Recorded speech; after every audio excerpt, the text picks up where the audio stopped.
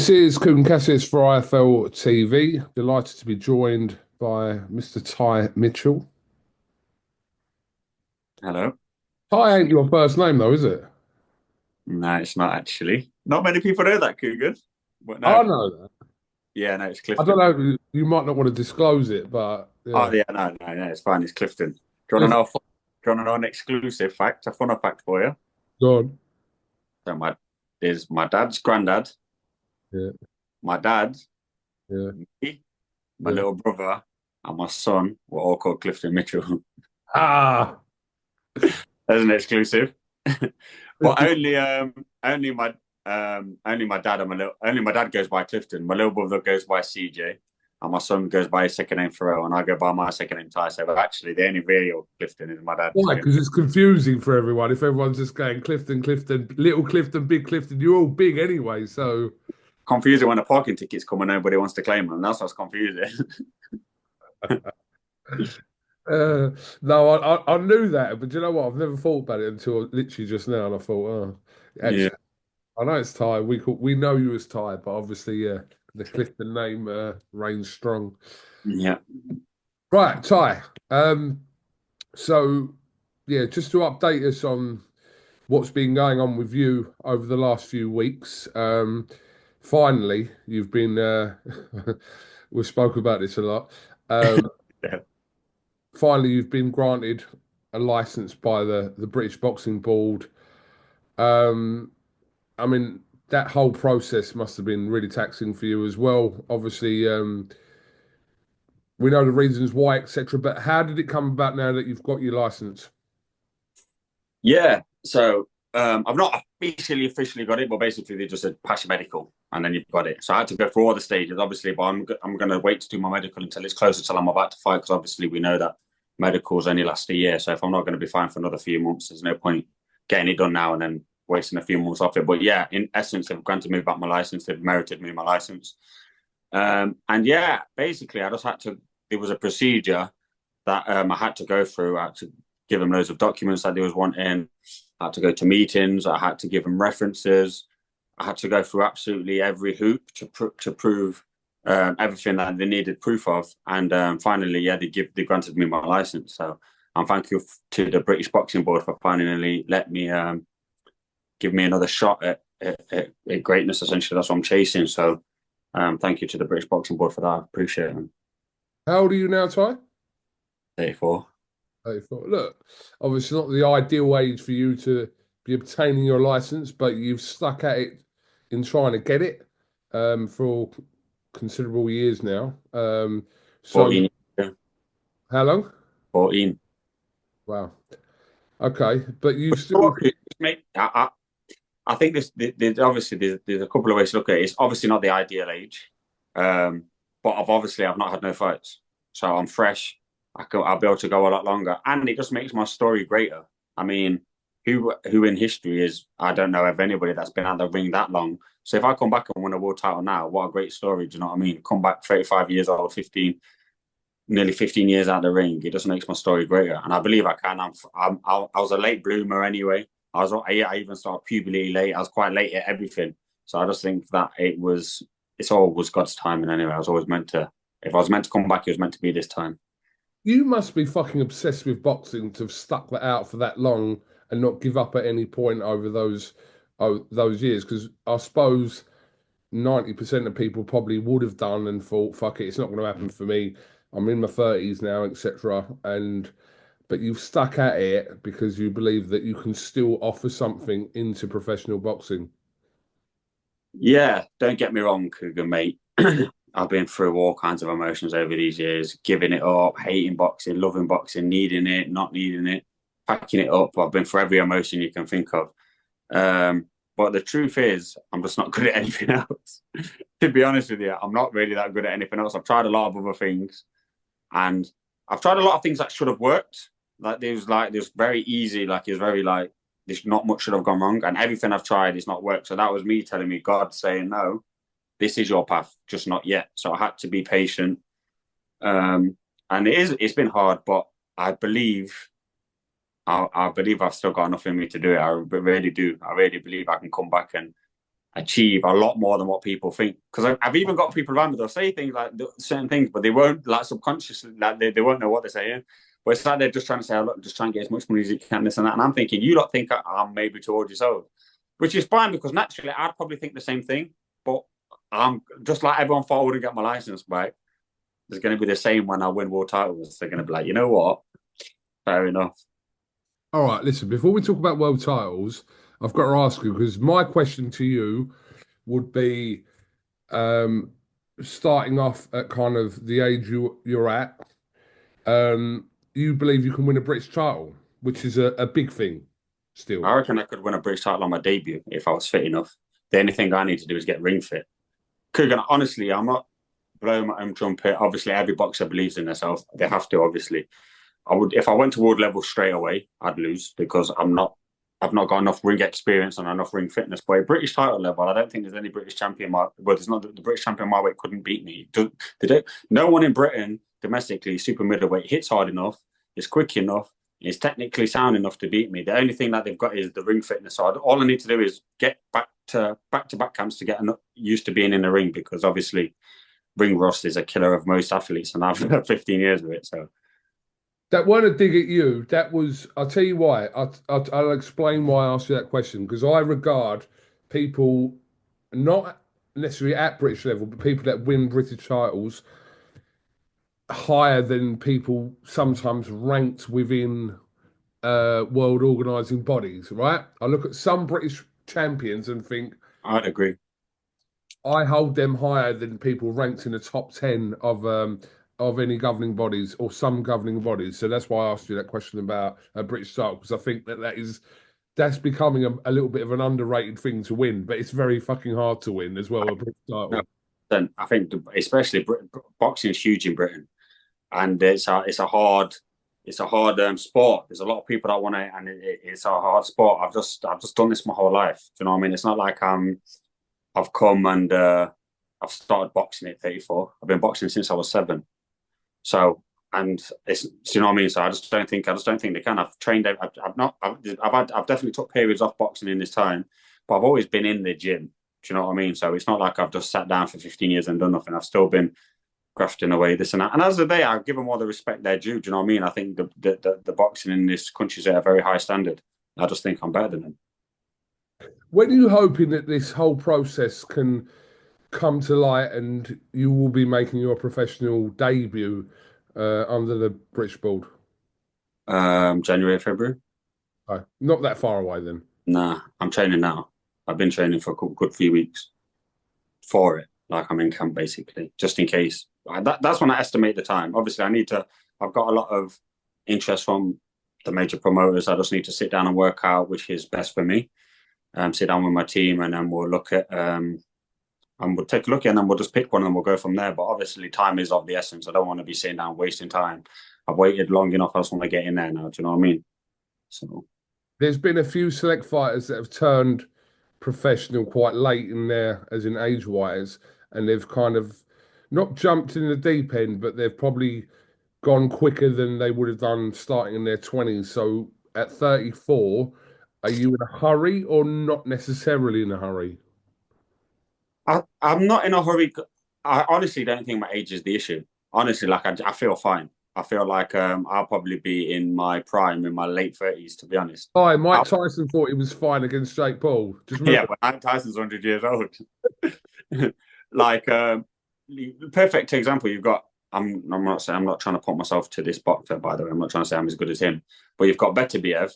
He's 40 years old. He's had 300 and something amateur fights, and he's been in some tough professional fights, and he's getting better each fight. I'm 34 and I've had no fights. I'm fresh.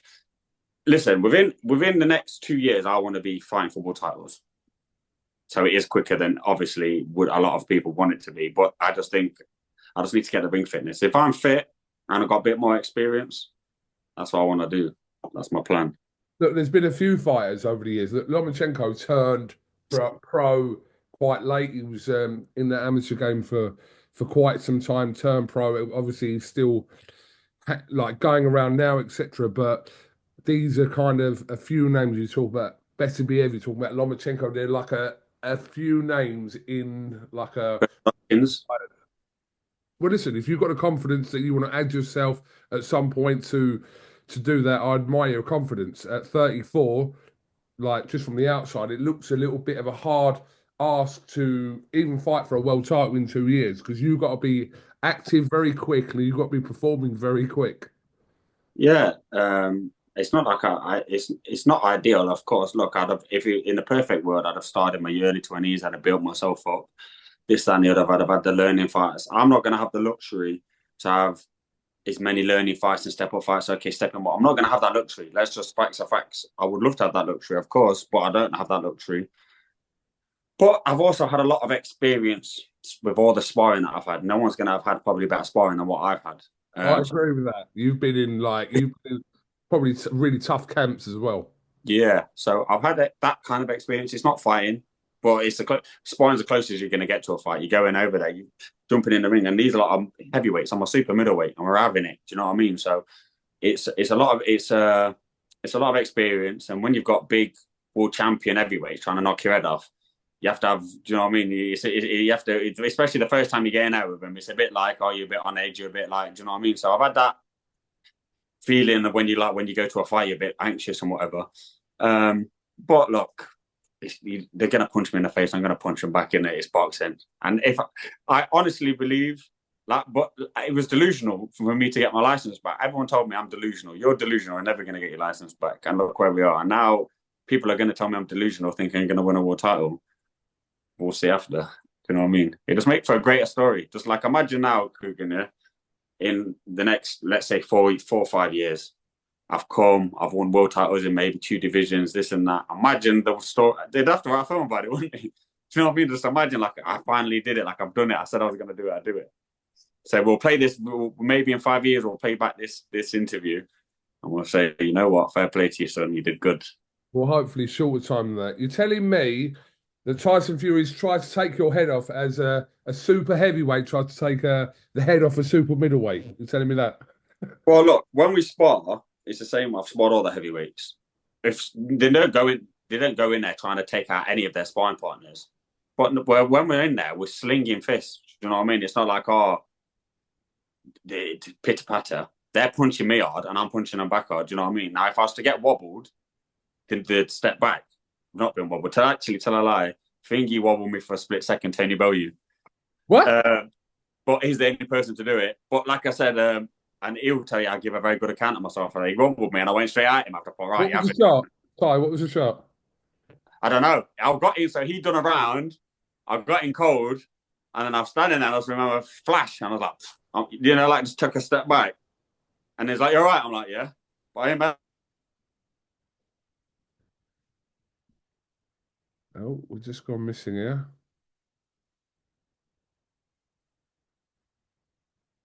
Ty, you just cut out there.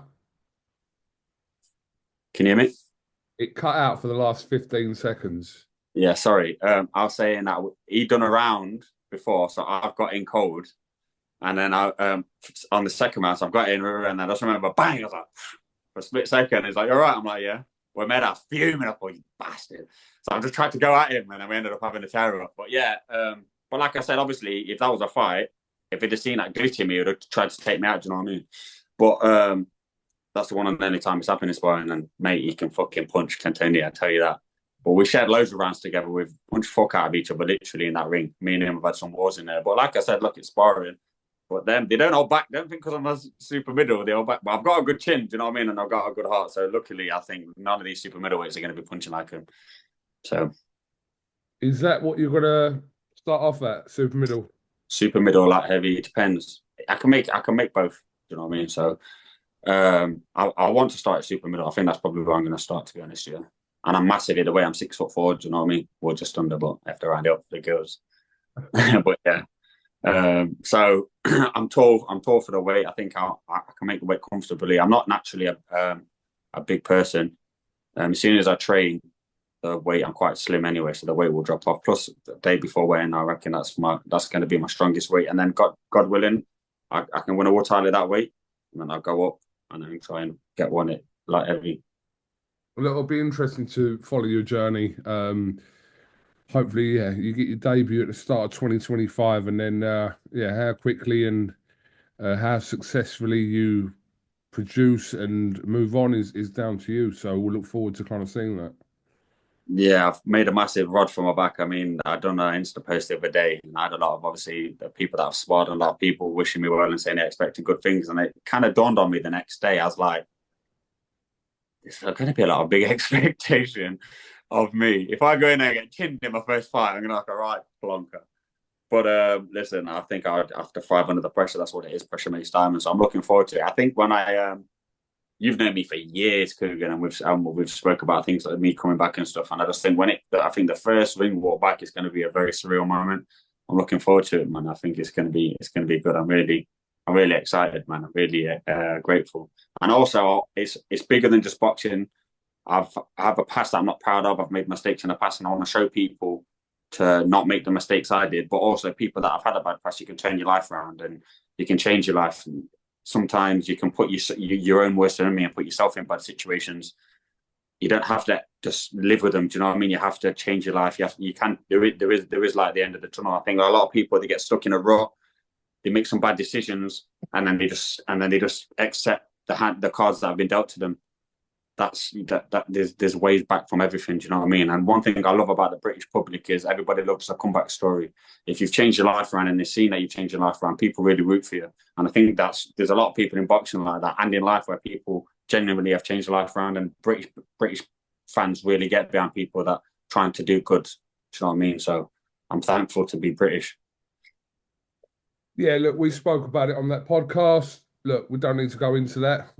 You've made your mistakes, you've paid for your mistakes, and at some point, which is now, you should be able to carry on with your life and do what you love. So, which is happening now for you. So, like I said to you, there's no secret about kind of your past, Ty. It's in the past. Like I said, you've paid your dues. So, Yeah, exactly. So hopefully now I can just get back on track and try and inspire the kids, you know what I mean, to try and keep their life on track and not make them mistakes I did, and hopefully get win a world title, and hopefully they'll write a movie about it, an inspirational one, and I can be some kind of inspiration to some people. I mean, I've had a lot of messages. One thing that has kept me going over these years is a lot of people that I don't even know on Instagram messaging me for years. Can't wait to see you back in the ring. Can't say so. I owe a lot to them. Do you know what I mean? And a lot of people, and since I've announced it, I said, you know what? Fair play to you, mate. You've grinded this out for years and years and years. So if there can be some kind of inspiration to at least a few people, it will make me feel good. You know what I mean? So looking forward to getting back in the ring and hopefully speaking everything into existence by the will of God. So, well, listen. Hopefully, next time we talk, you will be doing a pre-fight interview as opposed to anything else. So, yeah. Hope it all works out for you. Have you got anything else you want to add? No, that's it. I just appreciate everyone that's been behind me, and I hope that I can back up all I say and I don't get chinned in my face, right? If I can just back up everything I say, and I just look forward to the journey, man. I really look forward to the journey and trying to change my life. Ty Mitchell, thank you very much for talking to IFLTV. We'll definitely catch up with you. Well, either the back end of this year or the start of next year. So appreciate your time. Cheers, mate. I appreciate you having me. Thank you. Thank you very much, Ty Mitchell. See you later.